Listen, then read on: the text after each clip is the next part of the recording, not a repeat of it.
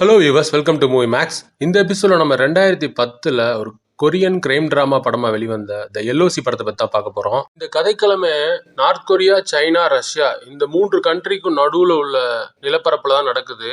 அதோட பேர் யான்பியன் Korean autonomous structure.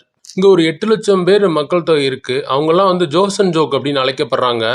இந்த ஜோசன் ஜோக் மக்கள் எல்லாருமே அதில் 50% பாப்புலேஷன் அங்கே பார்டர் ஓரத்தில் இருக்கனால குற்றச்செயல்கள், போதைப் பொருள் கடத்தல் போன்ற குற்றச்செயல்கள் தான் ஈடுபட்டு அது மூலியமாக வர்ற காசு தான் சம்பாதிக்கிறாங்க. அப்புறம் சில பேர் இங்கேருந்து சவுத் கொரியாவுக்கு போயிடுறாங்க பணம் சம்பாதிக்கிறதுக்கு. இந்த பகுதி தான் நம்மளோட ஹீரோவும் வசிச்சுட்டு வர்றாரு.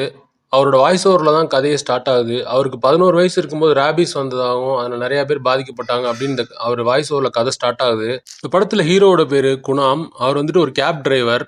ரொம்ப கஷ்டப்பட்டு தான் அவரோட லைஃபே ரன் பண்ணிட்டு வராரு. இவர் என்னன்னா பகல் ஃபுல்லாக சம்பாரிச்சுட்டு நைட்டு அந்த காசை கொண்டு போய் சூதாட்டத்தில் இழந்துடுறாரு. இதனால ரொம்ப கஷ்டப்பட்டு வராரு. இதுதான் அவரோட ரொட்டீன் லைஃபே. இவர் அங்கே லோக்கலில் உள்ள ஒருத்தன்ட்ட 60,000 yen கடன் வாங்கி தன்னோட மனைவியை வேலைக்கு சவுத் கொரியாவுக்கு அனுப்புறாரு. ஆனால் அங்கே போனோன்னு அவங்களோட கான்டாக்டே கட் ஆயிடுச்சு. ஃபோன் பண்ணால் நாட் ரீச்சபிள். அவங்க சுச்சுவேஷன் என்னன்னே இவருக்கு தெரியல. அந்த கடங்காரன் டெய்லி இவர் டார்ச்சர் பண்ணிட்டு இருக்கான், என்னோட காசை கொடுன்னு. இந்த மாதிரி ஒரு சூழ்நிலையில் இவங்க அம்மா வேற அவன் பொண்டாட்டி தப்பானவளா இருப்பா, அதனால நீ அவளை மறந்துட்டு வேற கல்யாணம் பண்ணிக்கோ, சவுத் கொரியா போய் நான் உன்னோட பொண்ணை பார்த்துக்கிறேன் அப்படிங்கிறாங்க. ஆனால் இவர் அதை கேட்கல. இவர் தன்னோட ஒய்ஃப் சூழ்நிலை என்னன்னு தெரியல, அதனால நம்ம சந்தேகமாக நினைக்கக்கூடாது அப்படின்னு நினைக்கிறாரு. ஒரு ஸ்டேஜில் அந்த கடங்காரன் இவன்ட்ட எப்படி நம்ம காசு வாங்கிக்கிற முடியாது அப்படின்ட்டு இவருக்கு ஆப்போனண்ட்டாக அந்த சூதாட்டத்தில் விளையாடுவான்ல மியுங்கா, அந்த மியுங்காட்ட போய் இந்த குணாம் அவரை இன்ட்ரோடியூஸ் பண்ணி வச்சு அவர்கிட்ட சொல்கிறான், அந்த மாதிரி இவன் காசு தரணும், இது எப்படியாவது இந்த பணத்தை வாங்கி கொடுங்க அப்படின்னு. அந்த மியுங்கா நம்ம ஹீரோ கூப்பிட்டு முதல்ல சாப்பிட்டியா அப்படின்னு கூப்பிட்டு போய் சாப்பாடு வாங்கி கொடுக்காரு. 2 பேர் சாப்பிட்றாங்க.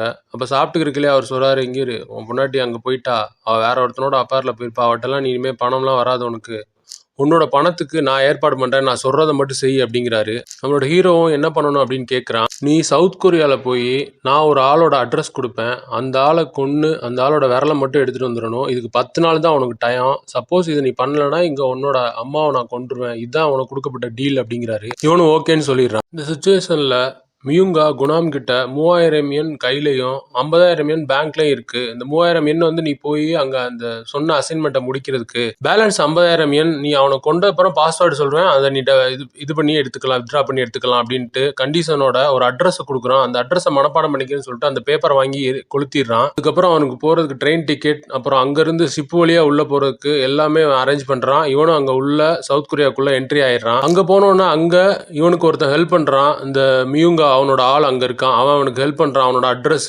எத்தனை மணிக்கு போவான் எல்லாம் அவனுக்கு ஹெல்ப் இருக்க ஸ்டே எல்லாம் கொடுக்குறான். இவன் போய் அங்கே இவன் யாரை கொல்லணுமோ அந்த ஆள் அந்த சஸ்பெக்டை போய் பார்த்துட்டே இருக்கான். அவர் ஒரு ப்ரொஃபஸர். அவர் வீட்டு வாசலே போய் நின்று அவருக்கு ஸ்கெட்ச் போடுறான். அதெல்லாம் சூப்பராகவே இருக்கும். இவன் அப்படியே இவனோட ஒய்ஃபோட ஃபோட்டோ வச்சு அங்கே எல்லார்ட்டையும் கேட்குறான், இந்த பொண்ணை பார்த்தீங்களா அப்படின்னு. அவங்க யாருமே தெரியலன்றாங்க. இந்த மாதிரி இவன் யாரை கொலை பண்ண போறானோ அந்த ஆள் வீட்டை பார்த்துட்டே இருக்கல, அந்த ஆள் இவனை டவுட்டாக பார்த்துட்டு, ஆமா நீ என்ன இங்கேயே நின்றுட்டு இருக்க, இங்கே வா அப்படின்னு சொல்லி கூப்பிடுறான். இவனும் போகிறான். அவன் கேட்குறான். இவன் எதுவுமே பதில் சொல்ல மாட்டேன்றான். அப்புறம் அந்த ஆளு, சரி தம்பி இந்த காசை செலவுக்கு வச்சுக்கோ, இங்கெல்லாம் வரக்கூடாது, அங்கே போய் சாப்பிட்டுட்டு அந்த சைடு படுத்துக்கோ அப்படின்னு காசு கொடுத்து அனுப்புறான். இவனும் வாங்கிட்டு கிளம்பிடுறான் அந்த இடத்த விட்டு. இதுக்கப்புறம் என்னென்ன மாதிரி தரமான சம்பவங்கள் நடந்துச்சுன்றது அந்த படத்தோட கதையே. இந்த படம் கிரைம் த்ரில்லர் ஃபேன்ஸுக்கு எல்லாமே ஒரு ட்ரீட்டு. இந்த படத்தோட டைரக்டர் நாஹோன் ஜின், எனக்கு ரொம்ப பிடிச்ச டைரக்டர். சேசர் படத்தோட டைரக்டர். அப்புறம் 2016 த வெயிலிங் படத்தை எடுத்தவர்.